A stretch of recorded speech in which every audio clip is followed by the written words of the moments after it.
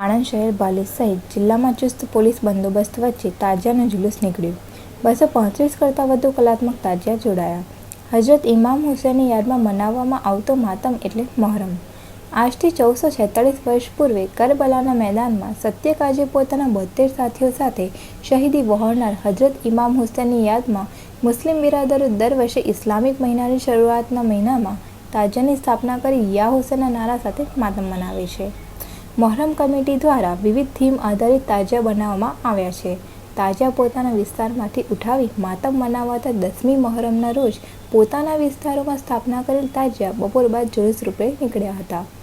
આણંદ ભાલે સામરખા ચોકડી પોલ્સન રોડ ગુજરાતી ચોક મહેન્દ્ર શાહ થઈ નવા બસ મથક પાસે આવેલ ગોયા તળાવમાં તાજિયા ઠંડા કરવામાં આવ્યા હતા। આ રૂટ પર પોલીસનો ચાંપતો બંદોબસ્ત રહ્યો અને શાંતિપૂર્ણ માહોલમાં મહોરમ પર્વનું સમાપન થયું, જેને લઈને આણંદ સેન્ટ્રલ કમિટીના તમામ હોદ્દેદારોએ આણંદ પોલીસનો સાથ સહકાર બદલ આભાર વ્યક્ત કર્યો હતો। કરબલાના તપતા રણમાં સત્યને કાજે અસત્ય સામે ભૂખ્યાને તરસ્યા રહી જંગ લડી અસત્ય સામે શીશ ન ઝુકાવી પોતાના અમૂલ્ય પ્રાણોની આહુતિ અર્પણ કરનાર ઇસ્લામ ધર્મના મહાન સ્થાપક હજરત મુહમ્મદ પૈગંબર અને એમના જાંબાઝ નવાસા અને સાથીઓની યાદમાં મનાવવામાં આવતા મહોરમ પર્વ નિમિત્તે આજરોજ આણંદ શહેર સહિત જિલ્લાભરમાં મુસ્લિમ બિરાદરો દ્વારા કુલ 235 કરતાં વધુ તાજિયાનો જુલુસ કાઢી માતમ મનાવવામાં આવ્યો હતો। તાજિયાના આ જુલુસમાં મોટી સંખ્યામાં મુસ્લિમ બિરાદરો જોડાયા હતા।